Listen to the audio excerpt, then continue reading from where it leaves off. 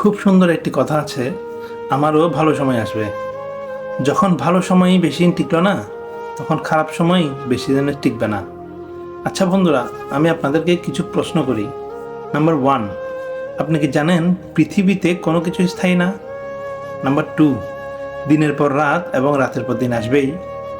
Number 3, কঠিন তাপদাহের পর শীতকাল আসবে, আবার শীতের পরও গরমকাল আসবে।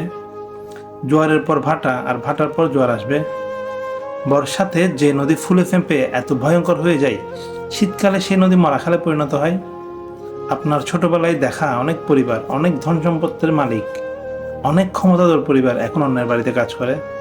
আর হয়তো ছোটবেলায় আপনি নিজেই অনেক ফ্যামিলিকে দেখেছেন যারা 2 বেলা খাবার পেত না। তার মধ্যে কেউ কেউ হয়তো এখন দেশের বড় বড় শিল্পপতি অথবা অনেক সরকারি আমলা হয়ে বসে আছে।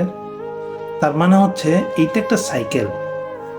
যেভাবে রাতের পর দিন আসে আর দিনের পর রাত, ঠিক সেভাবেই দুঃখের পর সুখ আর সুখের পর দুঃখ আসবেই। তাহলে দুঃখ বা টেনশনে তো ওই মানুষগুলাই থাকবে যে মানুষগুলা বর্তমানে সুখে এবং আনন্দে আছে। আর আপনার তো সীমাহীন আনন্দিত হওয়ার কথা, যে আপনার পরবর্তী ধাপে তো দুঃখ আসার কোনো সুযোগই নেই। কেননা দুঃখের পর দুঃখ আসার কোনো বিধান নেই। যেভাবে রাতের পর রাত আসার কোনো বিধান নাই, ঠিক সেরকম দুঃখের পর দুঃখ আসারও কোনো বিধান নাই।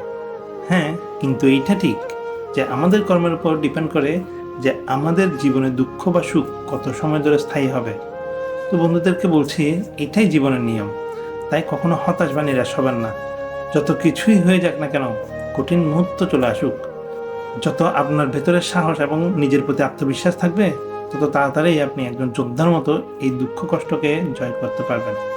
মজার ব্যাপার হচ্ছে, আপনি যখন এই মুহূর্তগুলো জয় করে সামনে এগিয়ে যাবেন, তখন দেখবেন আপনার ভিতরে একটা উপলব্ধি হবে, আরে যা হয়েছিল তা তো ভালোর জন্যই হয়েছিল।